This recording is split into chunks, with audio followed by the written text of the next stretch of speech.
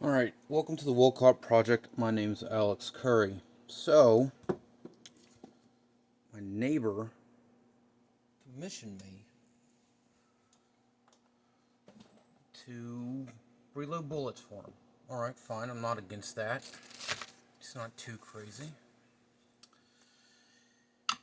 And, I've never seen him do anything stupid with the firearms. So it's like, alright, cool. He buys the supplies. I get a little money for building them. All good to go. So, he handed me this.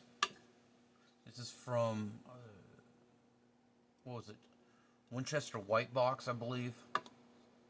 He's had it for a few years, I think. And then he handed me these casing trays.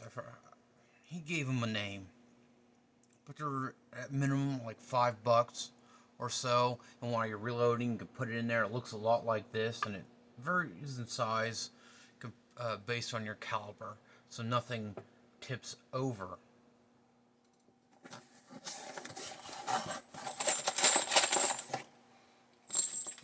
So you put your prime them, powder them. They're likely not to tip over. And you just pick it out, put the bullet in there. And there you go. And I was like, dude, you spend like $100 on those trays. Total, not per. I was like, I can make that for a whole lot cheaper. So if something happens to it, it's not that big a deal. And that's where my foe. Turn the camera on, forget everything. Fatwood came from. So let me just make sure everything's in frame here. Alright, cool, it'll be good enough. So, oh cool.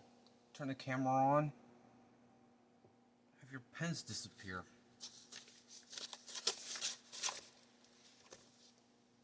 Oh, that is just dandy. Ta-da. So, this isn't exactly how I did it, but I'm just going to do one because it's time consuming. So I measure the bottom of these.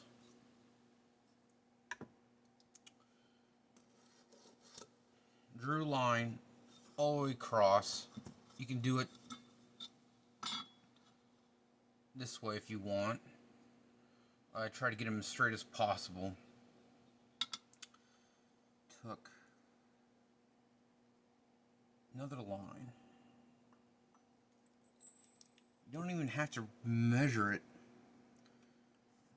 We could do, okay, so you line it up with the line right there. You should be able to see it like that.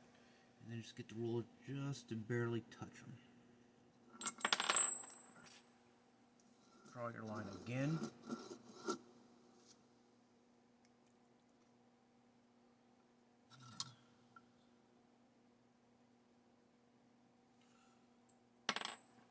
I'm just trying to be as consistent as possible.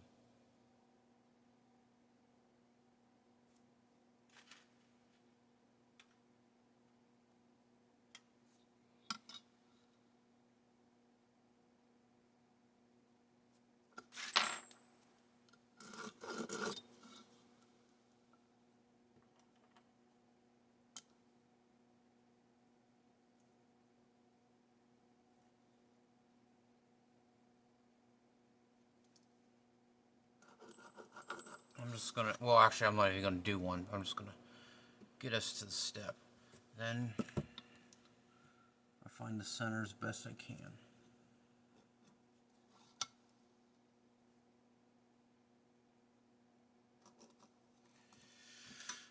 I'm going to be using I used a Forstner bit, right? And they got that little point at the end, so you stay center. Well, I may start here, I may start there, and it won't be right, and it'll screw up the rest of them. So what I did is I took a pen without ink, put it right in the center, and just press down. I wouldn't use it with a pen use often or might use an empty one.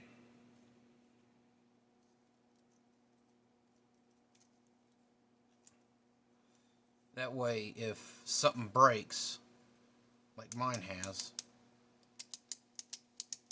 Oh, now it works, huh? Jeez. And then you just take the Forstner bit. You should be able to feel that it's there, it's center.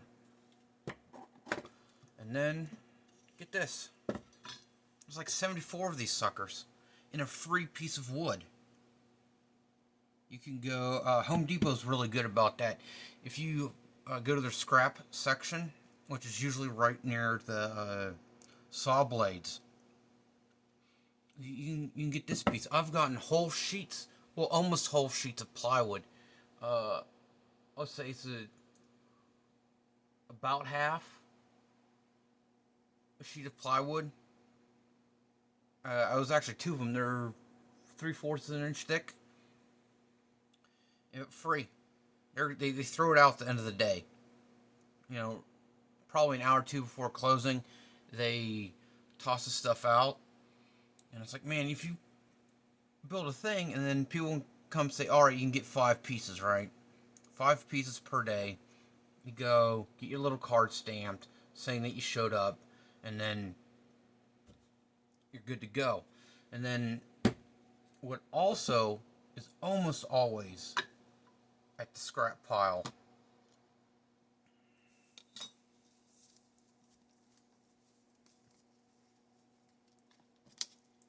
are the things for pallet support. Well, it's not pallet supports, but it's in place of pallets. These come in a few sizes. This seems to be fairly standard, and they don't sell these. This is from products they've opened, unloaded, what have you. There's bigger ones. There's one about twice this size, so if you can cut that sucker in half, and there you go. Just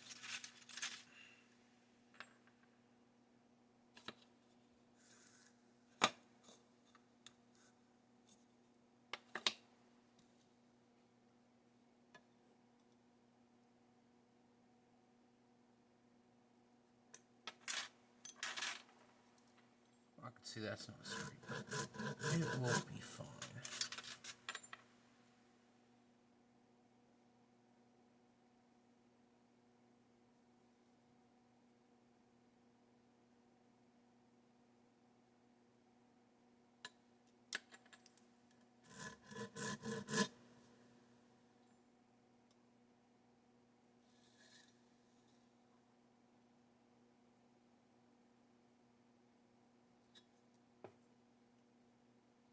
Because it's scrap wood,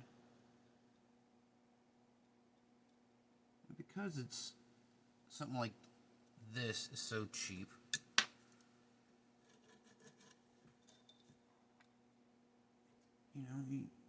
I'm not going to feel bad if things aren't perfectly straight and center. I'm still going to do my best.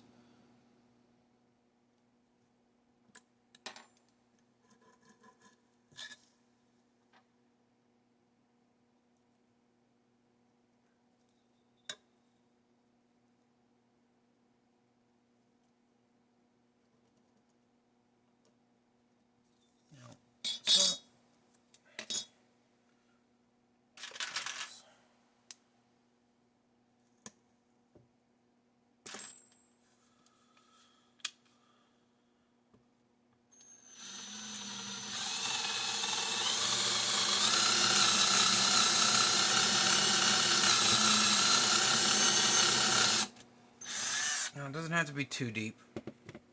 Again, it's just meant to prevent the shell, casing, brass from tipping over.